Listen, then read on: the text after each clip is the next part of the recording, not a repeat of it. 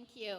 Hello, my name's Amy Reuter, and I'm the registered dietitian at the Wellness Center. And today I am joined by two of my co-workers at the Wellness Center, D'Anthony Smith, a licensed counselor, and Julia Fitz, a registered nurse. And this morning we want to focus in with you on the connection between our relationship with Jesus and caring for our physical bodies. In the Emotionally Healthy Spirituality book that this series has been focused on, Peter Cesaro sums up this connection in the following words. When we care for our bodies, we acknowledge the holiness of life and honor the fact that God is within us. I'm just going to take a moment to repeat this and slow it down a bit so you can take that all in. When we care for our bodies, we acknowledge the holiness of life and honor the fact that God is within us. So what does it mean to take care of our physical bodies? Well, in the next few minutes, we're going to explore this by focusing in on 4 pillars of health: eating, sleeping, exercise, and managing stress. And our bodies function best when each of these pillars are in balance. Now, we lose that balance when we either do too much or too little. Maybe we eat too much or we don't eat enough. Maybe we don't exercise or we exercise excessively, and so forth. And sometimes when one of the pillars is out of balance, then it causes the other pillars to become out of balance. So we wanted to emphasize this idea of balance with your help. So invite you to join us. We're going to do a little balancing challenge. So please stand up if you're here, if you're in your dorm rooms, if you're on campus, off campus. Join us, stand up. Take a few minutes. You may just want to shake out your legs here. All right, we're just going to try to get this sense of balance. Okay, so we are going to be balancing on one leg. So you can choose whichever leg you want it to balance on. I'm going to choose my left. And so whenever you're ready, you can lift off on your other foot. All right, you guys are looking good here. So how does it feel? Do you guys feel pretty calm? Or if you can see me, I am a bit shaky, and I've been practicing this, and I will tell you, it's a little bit tough to talk and to balance, but for some of you, maybe you can do something else. You can have your arms out or up above, or Julia may be doing something different over there. Or if you're really wanting a challenge, you can close your eyes. All right. Oh boy, some of you guys are looking good. And you there in your dorm room, I hope you're joining us here. And as we go on, you can see we're getting a little wobbly. I can tell my shins are letting me saying that I need enough. So if you want, you can still stay. If you are in your dorm room, if you're on campus, off campus, and you want to continue that, feel free. But the idea is that eventually we are going to fall. We are designed to stand on 2 feet. We need that grounding. We need that support from 2 feet. And just as we need all 4 pillars of health, eating, sleeping, exercise, managing stress, we need to strive to get those in balance. Well, so how do we do that? How do we reach this balance? And why is it important? Oh yes, you guys are welcome to sit down. You don't have to keep standing on one foot. And then the next question we also want to answer is, how is this connected to our relationship with Jesus?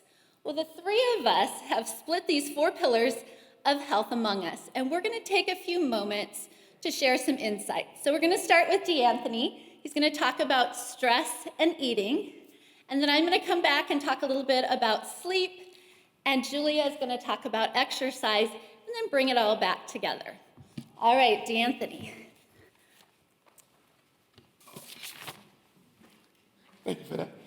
Good morning, everyone. How's everybody doing this morning? Good. As Amy so eloquently put it, my name is D'Anthony Smith. I'm a counselor here at the Wellness Center. Today, I've been given the opportunity to present a process that has helped me address, emotional eating by making healthier choices. As you can see, I know my way around food. I gave you a little bit. I gave you just a little bit. But that's enough about me for right now, okay? 1 Corinthians chapter 10, verse 31 says, "So whatever you eat or drink or whatever you do it for the glory of God. So, here's a question for you. When was the last time you ate something for the glory of God? Okay, thought I was alone. All right. I mean, I tend to pray before a majority of my meals, but I cannot tell you when the last time I ate a bag of Doritos and was like, I'm doing this for God's glory. It just doesn't happen. All right? Or better yet, here's one for you. When was the last time you stopped and asked yourself, why am I eating this? Same thing? Okay, just checking. For me, I often do this type of questioning or ask myself this type of questioning when that chip bag tends to run low. I'm like most people, why am I even eating this? I ask that question to myself. Why am I even eating this? So, like most people, I tend to eat the way I feel at that time. Once again, this is called emotional eating. We all do this from time to time. So, the next time you find yourself eating due to being sad, frustrated, or in my case, bored, ask yourself, why? Why am I eating this? According to Becky, the faith-driven life coach, when you bring God into your eating habits, it changes everything. Striving to honor him in your food and drink choices will not only bring forth a change but also a change in your heart. Earlier this month, I decided to make a change to my emotional eating, and you can do the same by following these 3 easy steps. The first step in this process is identifying what triggers your emotions. In what situations do you find yourself eating emotionally? When you're bored, after failing a couple of tests, maybe even a class. Yeah, I went there. I took it there. Feeling stressed out, or even a recent breakup.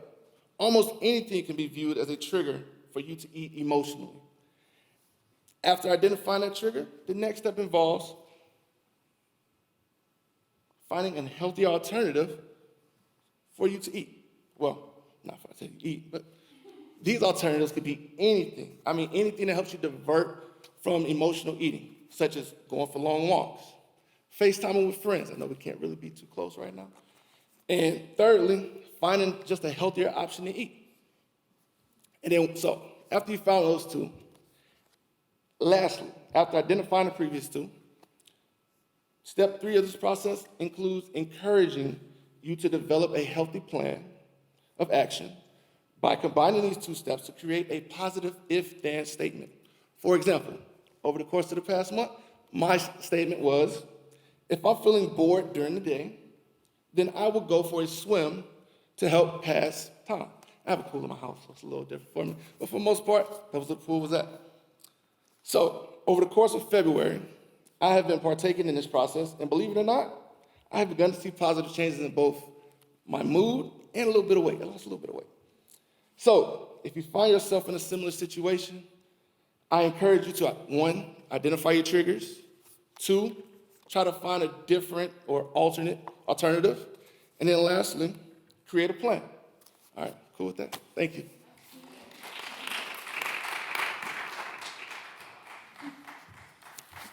Thanks, DeAnthony. Next, we're going to go to sleep. And to be quite honest with you, I usually do well with sleep, but last night I tossed and turned. So this morning I said, dear Lord, please help me, because I have not mastered this myself. But I think it is something that is important to again, check in. So we're going to do a little mental check-in. So I want you to think about your responses to the following questions here. So last night, when did you fall asleep? So if you can think about when you fell asleep, and it might be different than when you laid down to fall asleep. And then next, how easy was it to fall asleep? Once you were asleep, were you able to stay sleeping, or did you wake up once or several times? And then this morning, how did you wake up? Did you wake up, as Brenda mentioned, to the birds chirping outside? Or did you wake up to your alarm clock? Or maybe you just woke up naturally. And then finally, how did you feel when you woke up? Did you feel like you're rested, rejuvenated, ready to embrace the day? Or did you feel like, oh wow, I would like to roll over and get a few more hours of sleep in? So I I ask just for you to just think about that as you think about the quantity and the quality of your sleep. Now, experts say we should get 6 to 8 hours of sleep, and I'm sure you probably have heard that amount. But the idea in the back of my mind, and maybe yours too, is why? Why is it that we need 6 or 7 or 8 hours of sleep? Well, sleep is important, and here's how. It helps our body reset. It restores energy. It strengthens our immune system. It aids in creative thinking. It helps in memory. And this is something that sometimes I didn't know when I was back in college, is that I would try to push and stay up later and get less sleep, when actually that sleep can help you to remember for a test the next day. And in addition, sleep affects almost every tissue and system in the body, from the brain, the heart, the lungs, immune function, mood, and disease resistance. In fact, research shows that if you're not getting enough sleep, or the quality of your sleep isn't what it should be, that can be a separate risk factor for a variety of chronic diseases, so high blood pressure and heart disease and diabetes and obesity. We need sleep. And then the other part of it is it's okay to take that break. Last Friday, Sandy Smith reminded us that when we feel we're at the end of our rope and want to quit, it's okay to rest. And I think that's important too, to let us know that we don't have to push through. We don't have to just forego that sleep. We need to surrender. We need to rest. We need to restore. We need to take care of our body. So how can we obtain a good night's sleep? Because sometimes we can't just snap our finger and all of a sudden we're sleeping or staying asleep. So how do we need to do this? So I wanted to provide you a couple of tips here. The first one is to plan for it. If you can, try to strive for a consistent time that you go to sleep and a consistent time that you wake up. And if you can do that almost every day, if not every day of the week, even on the weekends, your body's going to start to get in sync with that. In addition, aligning your exercise, naps, and caffeine intake so it's not too close to when you want to fall asleep. And then turning off screens. If you can do this an hour before you're going to fall asleep, that's beneficial. However, it is difficult now because sometimes those screens are our lifeline. I have 2 children who are both on the East Coast, and if they want to FaceTime, it doesn't matter what time of the day it is. I want to make sure that I can make that connection. And so but if you can, trying to turn off the screens, to quiet your body. And then creating a sleep-friendly environment. So finding the temperature, if you can have it cool, if you can have darkness, quiet, and comfortable. So that cool, dark, quiet, and comfortable environment.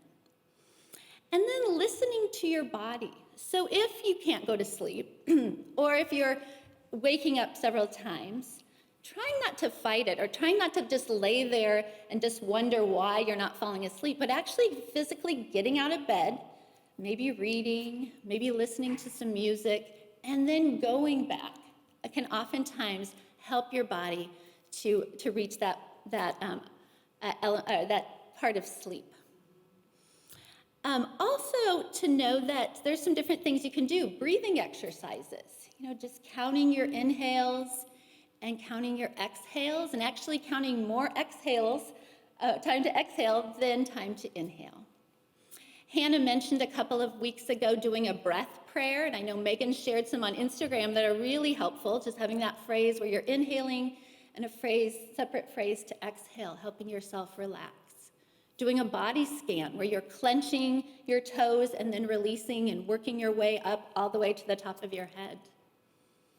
And then also realizing that this inability to sleep, this resulting drowsiness or exhaustion, may be God calling you to look at what you're doing. Maybe you need to slow down. Maybe you need to seek balance and going to prayer, asking for that guidance. Or if there's things that you're struggling with, making an appointment down at the Wellness Center and talking to a counselor so that you can find peace there, and then your body can just fully relax. Jesus said, as stated in Matthew 11:28, Come to me, all who labor and are heavy laden, and I will give you rest. He will give us rest. So just we need to seek that guidance from him, seek if we need to guidance from others, doing some of these tips. And I really hope and pray that each of you attain and maintain that quality of sleep. And then once you're well rested, Julia will now mention how you can do some movement. So let her take it.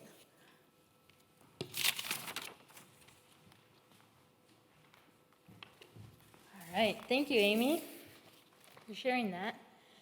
All right, well, hello, everybody. First, I'm going to tell you about a story about my personal journey of allowing God to have full reign in my physical body, specifically in the realm of exercise.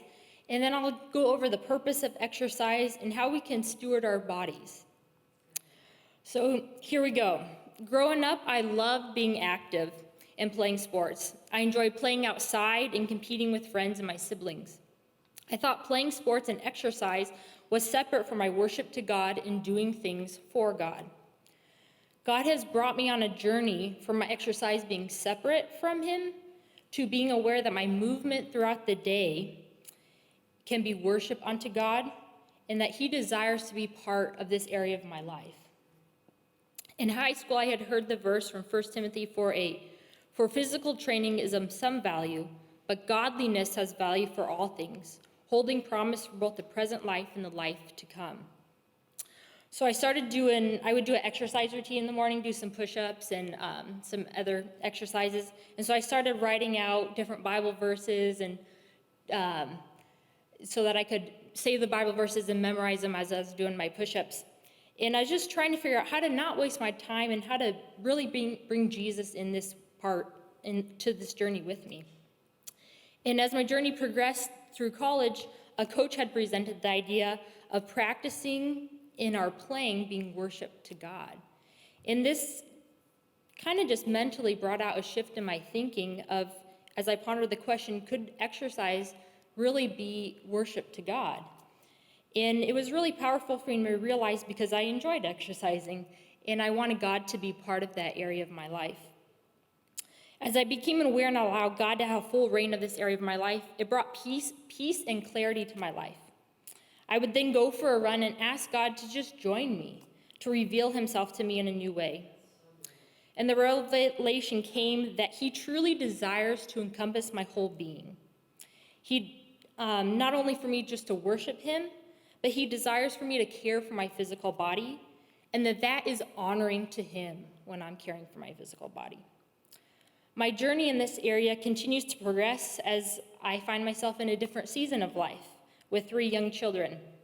So my exercise more so today consists of running laps in our front yard and playing tag. But the Lord desires to be part of that as well. So what's the purpose of exercise? Well, according to the CDC, regular exercise helps us feel better, function better, and sleep better. It can improve thinking and cognition, which is good for students. Another purpose is just to be physically healthy, to have more energy, and regular exercise can even help prevent certain diseases. And I'm more than happy to discuss this further with you if you want to know more about the benefits of exercise, or even if you want to make an exercise plan, I'd be happy to do that with you and help you start you on your journey. Another purpose of exercise is just reliance on God. Some days we just need God's help and strength to get our shoes on and get out the door. And during exercise can be another area of growth as we choose to rely on God to just help us get through the workout as we're walking, as we're running, to just rely on him through that time. And also to steward our bodies well. You are all a gift, and this life that God has given us is a gift. So how can we use this gift wisely? It says in Acts 17:28, "For in him we live and move and have our being. As some of our own poets have said, we are his offspring. We are his children." The Lord desires to join you wherever you are on your journey. Maybe you begin by inviting him along on a walk today, or begin by asking Jesus to show you how you can better care for your body. Moving throughout the day can be a good way to help steward our bodies and take care of ourselves. I notice that when I'm exercise, and the more I exercise, the better mental clarity I have, and I'm way less irritable too. So what can you do today to care for your body? To be a good steward of this gift of life God has given you? Is it going for a 15-minute walk outside after class today? Maybe going for a run or hike, or just doing a workout video. And the workout, it doesn't have to be long either. Just little things throughout the day can add up. A couple months ago, I did a 8-minute high-intensity workout with my daughter, who's in kindergarten, and we were just doing it at home. It was for part of her PE, and it was 8 minutes, and I was sore the next day. I was like, okay, I need to do this more often. So it doesn't have to be a long time. Short times can still have great benefits. And it can also be hard to begin. But understanding the why can help us stay motivated. Why am I exercising? Why should I go for a walk? It can help us stay motivated and also take better care of ourselves. This process can help us rely more on Jesus as we learn to be more disciplined in this area of our lives. A couple questions for you. Am I moving throughout the day to worship God? Am I stewarding my body well? And athletes out there, you are getting enough exercise. But are you allowing God to be part of your workouts and your practice? Have you invited Jesus to be with you on your journey and to be with you and have full reign of this area of your life? So how do we be good stewards of the gift of life, this gift of energy God has given us? What comes to your mind even now? For in him we live and move and have our being. As I conclude, the three of us want to ask you this question. It's actually a question for you to ask God. What area of your physical body do you need to surrender to him? The Lord desires all of us. Various emotions may come up as God reveals to you how you can better care for your physical body. He desires to fully encompass our whole being, to be present with us throughout the whole day. What area do we need to surrender to him? Is it in relation to food or eating, as Anthony spoke? He asked, why am I eating this? And maybe we just start with that. We have lunch, and why am I eating this? What's the purpose? Or in stress management, incorporating some deep breathing or scripture meditation throughout the day. As Hannah, she had talked about that a couple weeks ago. Sleeping, creating a good restful sleep environment and a sleep routine, as Amy identified. Or exercise. And as you've heard the others talk, exercise helps with all the other 4 pillars of health that we previously discussed. So how do we stay in balance? Kind of going back to the balancing demonstration. We can also ask ourselves, as Amy had mentioned, am I exercising too little or too much? Am I sleeping too little or too much? Am I eating enough to sustain my energy throughout the day, or am I eating too much? Where's my stress at? Am I even aware of my stress? So am I in balance? Because as Amy said, we can't just stand on one foot all day long. And we need both feet on the ground to walk and to care for our physical bodies. I'm going to read the quote again from Emotionally Healthy Spirituality book, as Amy read earlier. It says, when we care for our bodies, we acknowledge the holiness of life and honor the fact that God is within us. We are here for you. Okay, at the Wellness Center, we want to be here for you. And let us join you and help you on your journey. Amy is an excellent dietitian, if you want to talk about food or eating habits. And DeAnthony is a wonderful counselor. We would love to encourage you today to just choose one thing that you can incorporate into your life today. Whether it's something we shared or just something else that God brought to your mind. Write it down now. You may say, well, there's just a lot I need to work on. I don't know where to even begin. But just choose one thing today.